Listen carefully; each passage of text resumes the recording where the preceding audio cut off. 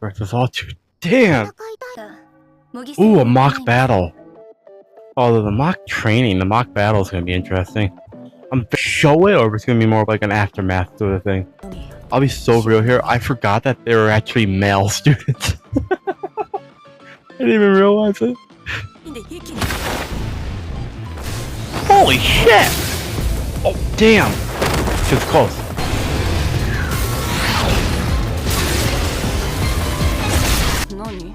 Yeah, what's happening?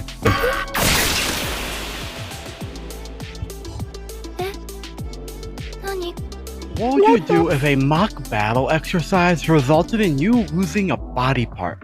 We're going to talk about all that and more on today's review of I Want to Love You Till Your Dying Day, Episode 2. What is up? Welcome back. Welcome to new. My name is Mark, and if you want to see the reaction to it, you can check it out on Patreon in the description down below. The link will take you directly to the post. Become a member, check out the reaction, and come back here for the review. Make sure you watch both. Also, engage with the video, like, comment, and subscribe, because that's one way I know that people actually want to see this, is by you engaging with the video, liking, subscribing, hyping in the YouTube mobile app, if you know how to do that. Because I barely know how to do it, so valid if you don't. But, with that said, if you're new here, strap in. If you've been here before, you know what to do. Grab your snacks, grab your drinks, because I got a glass bottle of Coca-Cola, and grab your notes, because I took a lot of notes. Let's talk about the episode. So,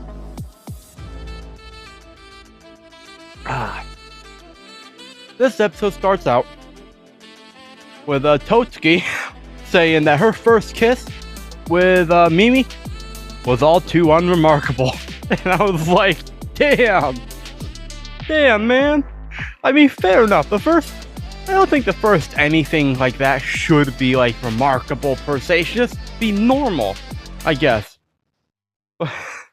But damn, man, it was okay.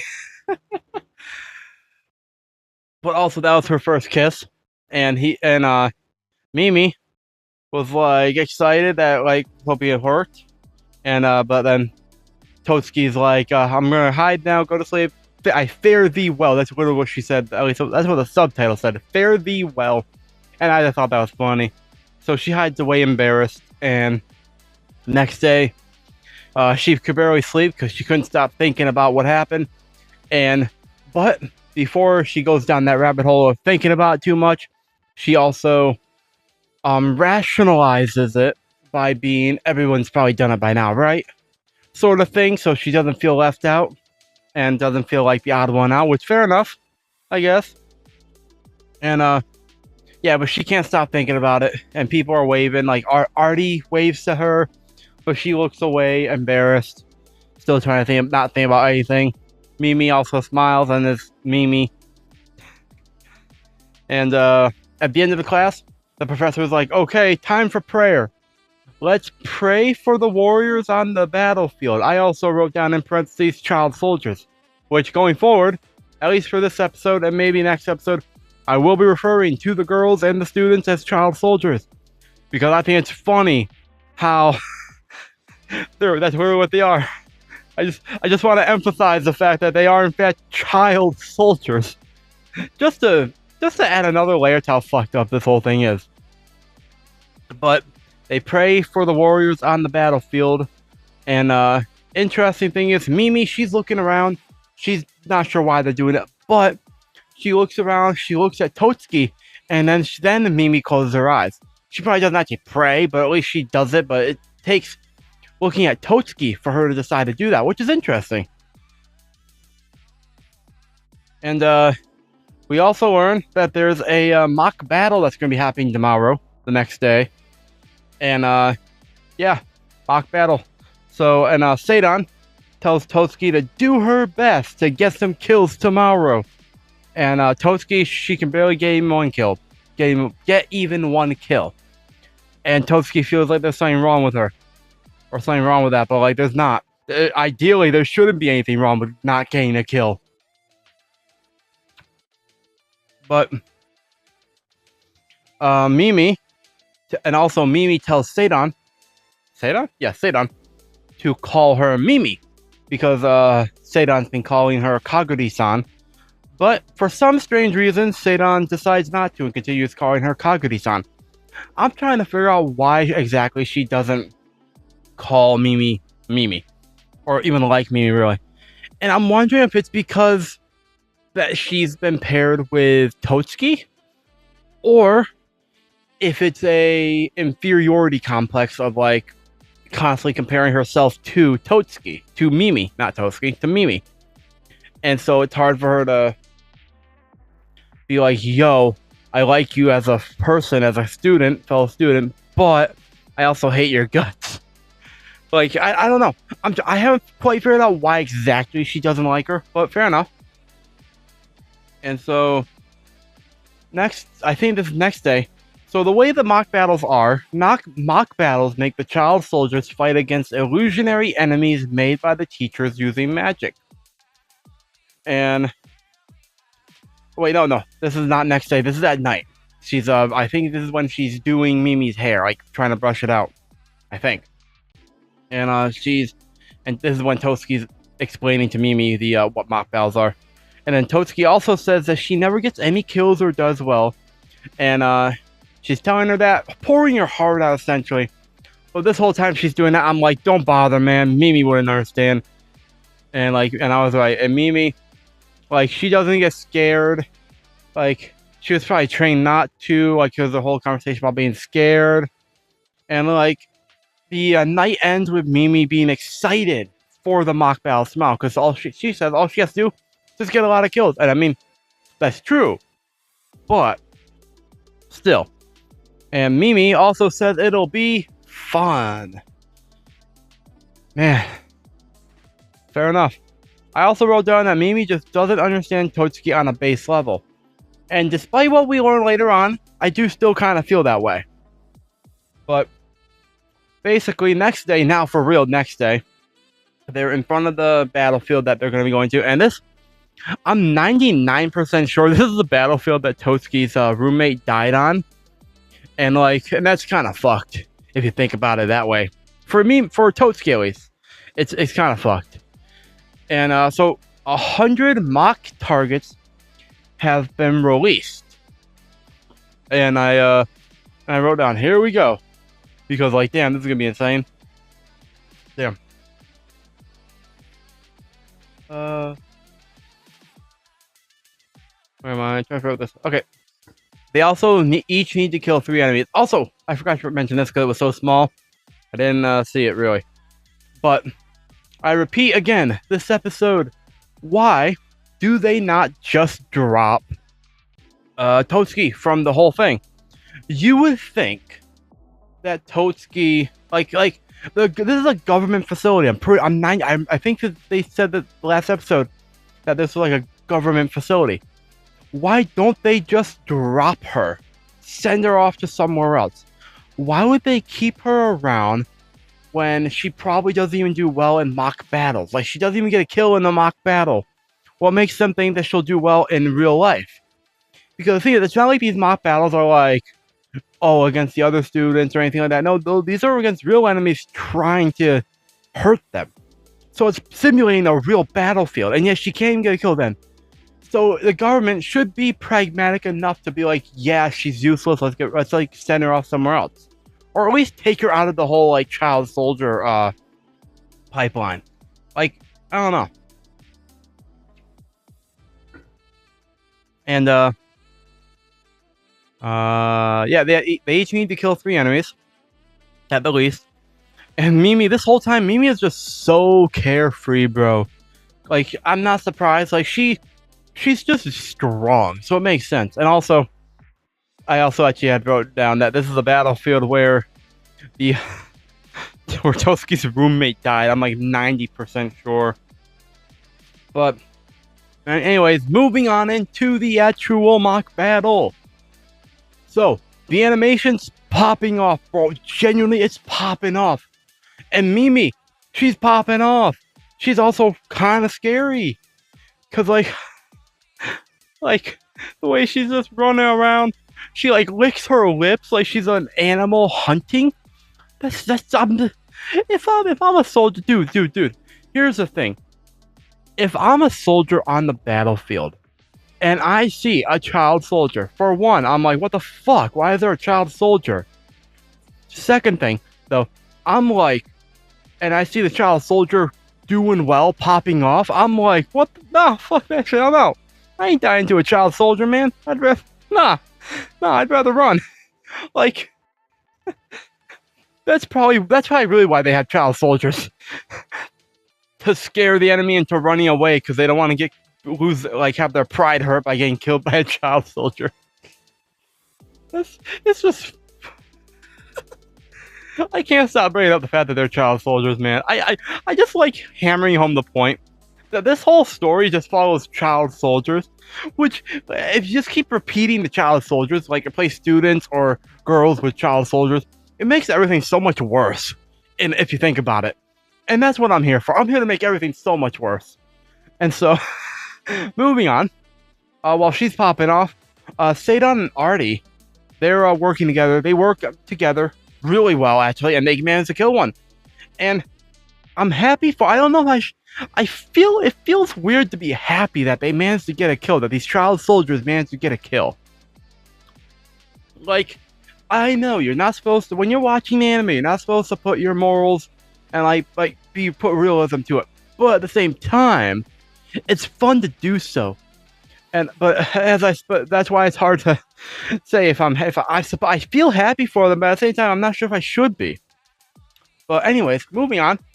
Totsuki, she's almost hyperventilating, sitting against a tree, and she hasn't gotten one. Mimi, however, got 10. And the people around her are all talking about how she got 10 kills, bro. And Totsuki is sad that she hasn't even gotten one. And there's also a scorekeeper. I'm gonna be so real here. When this show started, I forgot that this was a boys and girls school, not just a girls school. So earlier on, I saw there were like two guys, and I forgot that there were even guys in this show. It's just funny to me. Like they're just so irrelevant at this point. But anyway, the scorekeeper comes up, and I don't know if the scorekeeper is a guy or a girl. But the scorekeeper is asking how many she got. Totsuki says 0.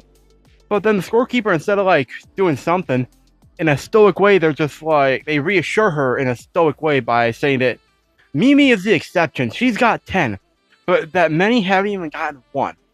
And in their own way, that's definitely them trying to reassure her. They're definitely a character that we're going to see again. I can already tell. I can't prove it right now, but I can already tell we're going to see them again. And I also wrote down that's sweet, how they reassured her. And anyways, Totsuki decides she's going to do this. She has to do this, man. Because she reminds herself, she slaps her cheeks, I'm pretty sure. Or that's earlier on. But anyways, she hypes herself up and says, that's right, I'm not Mimi. And that's right, you're not Mimi. You shouldn't be Mimi. No one should be Mimi except Mimi. And so she goes. Meanwhile, out on the outside, as she's starting to do her thing, Professor Omi. I didn't realize that was her name. I just kept calling her Sensei. Professor Omi, she's monitoring the situation. And Nurse Fran, is are we sure we should have sent Mimi out there? Because she's look at all that magic ash, man. And but then Professor Omi, she's because she was placed in my class, I gotta treat her the same way I would any other student. And it's okay. So for the looks of it, it does not seem like a mutual decision to have Mimi in her class, which is interesting. Which brings up the question of why she's even in class now. Because remember, she's 14 at this point. The first 4 or 5 years that she's been there, she wasn't in class. Why now? Because so Professor Omi is she's holding a grudge. That's the word. It took a minute for the wording. She's holding a grudge over that apparently. But then she notices something on the monitor. Something there. And the first thought I have is, can you guess? That's right. Oh, is that an enemy? And a real enemy? And lo and behold, what do you know? I am right. Because Totsuki, she's doing her thing. She's trying to get some enemies, get some targets. She's midair. And then Mimi comes flying past. She's serious. Like when she's like serious like this, she's serious. But then after Mimi flies past, another person comes flying in. This time, it's a real person. It's an enemy. And Totsuki loses an arm. Just like that, man. And like, damn, that's gotta hurt, man. Losing an arm, that's gotta suck. And so she loses an arm. And the enemy snuck in. It turns out that the enemy is probably a survivor from the last battle, aka the last battle that was what's her name? We didn't get her name actually. That Totsuki's roommate was in, probably. Now what? Okay, realistically, what are the chances that this is actually Totsuki's roommate's killer that did it? Genuinely, we didn't see the guy die. We saw him injured, yeah, but we didn't see him die. He probably would have died in the end, though, realistically. But like that'd be kind of funny. She almost died to the same person that did kill her roommate. That'd been funny. That'd been karma, I guess, in some kind of way for someone. But Mimi, she killed them. So that's good at least. She that happened. And so moving on to the infirmary. Now, this whole time I'm like, what the fuck? Where's her arm? What's she gonna do now? They gonna give her a new arm? Like a prosthetic? I was assuming if they couldn't find the arm, they'd like give her a prosthetic. I imagine with magic, prosthetics are probably possible. But no. You know what? They're not gonna do that. No. Because Nurse Fran, she sent Mimi out to try to find her arm. To find Totsuki's arm. And Mimi is sad that Totsuki's hurt and that she couldn't find her arm. She even apologized. She's sorry, Totsuki. I couldn't find your arm. And so now Nurse Fran is like, okay, we're gonna make a new one. And I'm like, make a new one? How the fuck are you gonna make a new one? And so the plan was to kiss and somehow make an arm grow back. It's one thing. So here's the thing.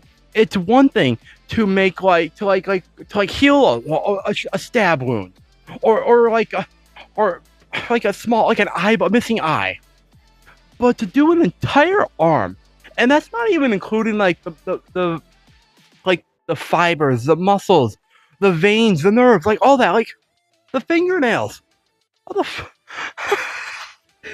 I don't understand. What's the limit to the whole kissing thing? I genuinely. And Nurse Fran was initially going to do it because apparently she had a lot of magic, I guess. And that's I'm glad she didn't, because I'd have a lot more thoughts if she was the one that did it, even if it was to save her arm. But no. And instead it was Mimi. Of course it was Mimi. Like we saw that coming, right? The minute they mentioned restoration magic kissing, we knew it was going to be Mimi. And so it was Mimi. And Mimi, she kissed her. And without consent, technically. And she kissed her, and she made her arm grow back. So, somehow. Yeah, I'm still lost on the whole, making the limbs grow back. But it is what it is. They have perfect compatibility from the looks of it, man. And, I guess fair enough. And so, meanwhile, after all said and done, Mimi falls asleep. Of course she does. And okay, so here's the thing. Before we move on, should we have a talk about consent? It's not like she's dying per se, I don't think. She's just missing an arm. I feel like they could have waited for her to wake her up. To wake up, or even just wake her up and be like, hey, can someone kiss you to regrow your arm? The words sound insane, but I feel like they could have asked. And I technically Mimi probably should have been the one to ask, but at the same time, Nurse Fran was the adult in the situation, but then again, also it was like this whole situation was just fucked up. Honestly, if you think about it that way, like. Anyways, consent is king. No means no. Yes means yes. I don't know means no. Like if it's not an enthusiastic yes, it's probably a no. Just a little like PSA. Anyways, moving on. So next scene, we get to see a little bit of Totsuki's inner thoughts and about how she hates war and she doesn't want it, and like just a lot of things that make her she's so valid for, honestly. But then she wakes up to Mimi curled up like a cat at the foot of her bed. And I wrote down that's adorably sweet. Because adorable that she's curled up like a cat under a blanket. And it's also sweet that she stayed there the entire time. We both know that she stayed there the entire time. And yeah, that's cool. And so she leaves. And then Nurse Fran is checking Totsuki's injury.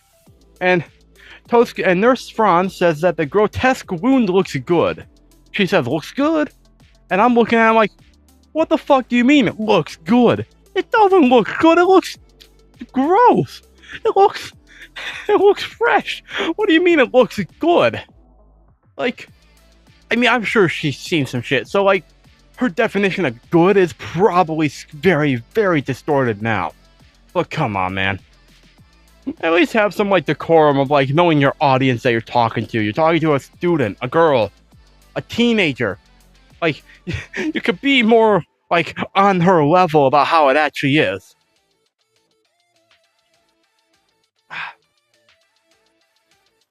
And so, meanwhile, after that, she's with you, but as she leaves, Professor Omi apologizes for not considering the possibility of an enemy surviving the whole ordeal, the whole battlefield, and staying there. Which, honestly, I'd say the enemy was kind of smart.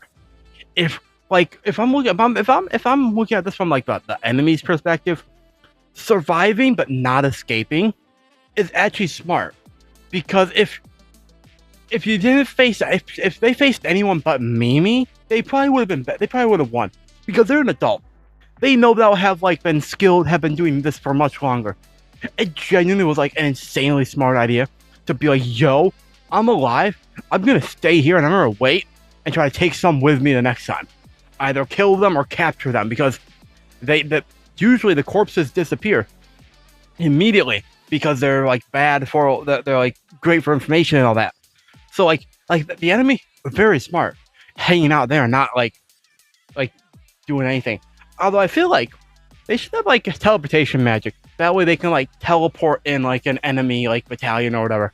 I don't know, but I gotta give the enemy props, despite the fact that he like died in the process and took Totsuki's arm. I gotta give him credit. It was a smart move. And also, he's when he died, I forgot to mention this. When he died, by Mimi, he was like, "Yes, you are, aren't you?" Like just repeating that, and like I assume he's talking about her being Mimi, but that makes this interesting, because that like it makes sense that more people know about her. But that makes me wonder: are people gonna try to capture her?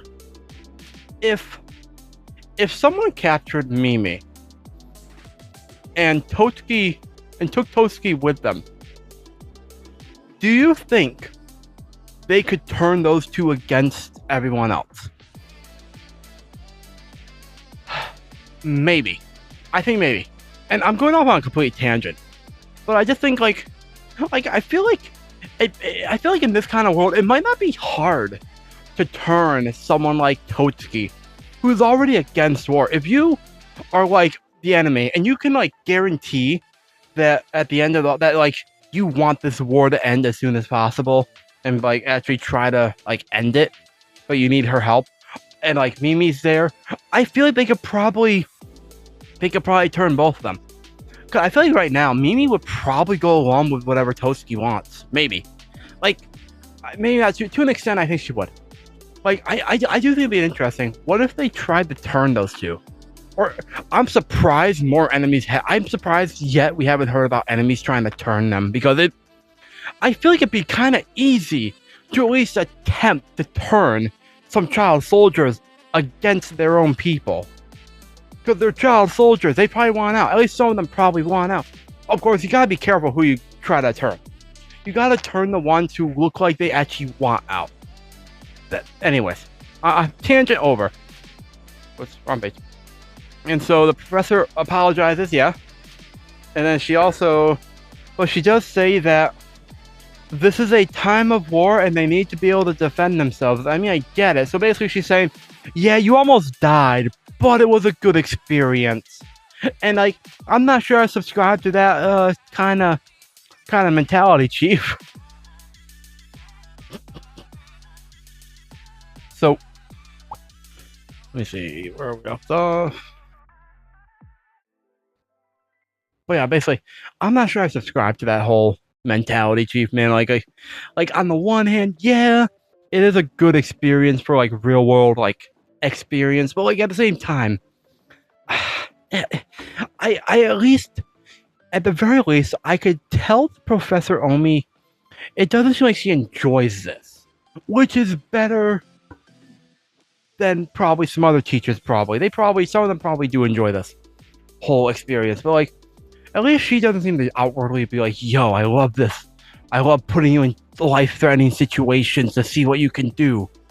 No, she just seems like she's in a situation where she just does the best that she can. So I can give her credit for that. But meanwhile, after that, Mimi is told to stick by Totsuki and help her out. Mimi takes it adorably serious. Like, she's like all, yes, sir, sort of thing. Yes, ma'am, sort of thing. Like, she's like all hairy. She even convinces her to let her give her a piggyback ride and all that. It's just really fun, man. And so, moving on. We later learn, because they're talking now, we later learn that Mimi, she's lost an arm before, because she says losing an arm is annoying. And I mean, I would assume it's annoying. Like it would make sense that losing an arm is annoying. Getting an arm growing back probably is also annoying. And Mimi doesn't like pain either, so there's that. Like, I remember at the beginning I wrote down that I don't think Mimi understands Totsuki on a like basic level, and I still believe that to an extent. But after this next part about how Mimi says that when she gets covered in blood and it gets cold and hard, like it feels like being left alone, and now Mimi also feels that way at times, like reading all that happening, I do start to think that they do understand, that she does understand Totsuki on a more base level. But at the same time, there's still a disconnect based purely on how their upbringings were. And I am very interested to see how we explore all that. But with that said, I want to wrap it up here. Let me know what your thoughts are in the comments down below. I'm very serious, so I want to know what you think about everything that I've said, my review, my reaction, my recap, and your predictions as well, if you haven't read the source material, obviously. But, yeah. Patreon's down below. Check it out. Engage with the video. Like the video. Comment. Watch. Subscribe. Do all that good jazz. I need to know if people want to see us more. And, yeah. Again, the Patreon's down below for the reaction. Check it out. Come back here for the review, or go check it out after the review. It's up to you. And like and subscribe, get notification bell, hype the video into the mobile app. Well, with that said, until next time, my name is Mark. Never stop being yourself, stay safe, and I will see all you incredible people in the very next video.